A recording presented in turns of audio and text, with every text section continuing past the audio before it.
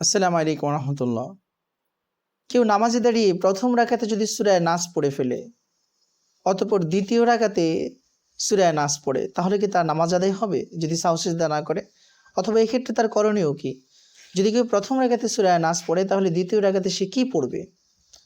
ফুকাহে কেরাম এক্ষেত্রে বলেছেন, কেউ যদি নামাজের প্রথম রাকাতে ভুল ক্রমে সূরা নাস পড়ে ফেলে, অতঃপর দ্বিতীয় রাকাতে সূরা নাসই পড়বে, কিন্তু ইচ্ছা করে যদি কেউ এটা করে, তাহলে অবশ্যই তার জন্য এটা মাকরুহ হবে, অনুত্তম কাজ হবে, ভালো কাজ হবে না, নামাজ হয়ে যাবে, এর দ্বারা নামাজের কোনো সমস্যা হবে না। যেহেতু আল্লাহ পাক বলছেন ফাকরউ মা তায়াসসারা মিনাল কোরআন, কোরআনের যা তোমার কাছে সহজ মনে হয় সেখান থেকেই পড়ো, এজন্য নামাজ হয়ে যাবে।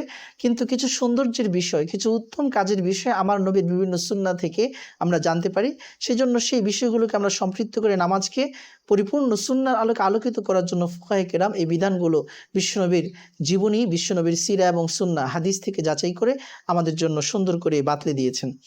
তো এই ক্ষেত্রে আমরা কখনো ইচ্ছা করে যেন নামাজের প্রত্যেক রাকাতেই একই আয়াত পড়া, একই সূরা পড়া অনুত্তম কাজ। ইচ্ছাকৃতভাবে নামাজের প্রত্যেক রাকাতে একই সূরা, 2 রাকাত নামাজ হোক, 4 রাকাত বিশিষ্ট নামাজ হোক, প্রত্যেক রাকাতে একই সূরা, একই ধরনের আয়াত পড়া অনুত্তম কাজ। এজন্য আমরা চেষ্টা করব ভিন্ন ভিন্ন সূরা অথবা আয়াত পাঠ করার। এছাড়া আমরা জানি ইদা জুলজিলাতিল আরদু জিলজালা, এখান থেকে শুরু করে সূরা নাস পর্যন্ত যেই সূরাগুলি আছে, এগুলো যখন আমরা পাঠ করব, একটি সূরা আদায় করলে পরের দুটি সূরা পরের সেই সূরাটির সাথে সাথে পড়তে হবে, অথবা দুটি সূরা বাদ দিয়ে একটি সূরা পড়তে হবে।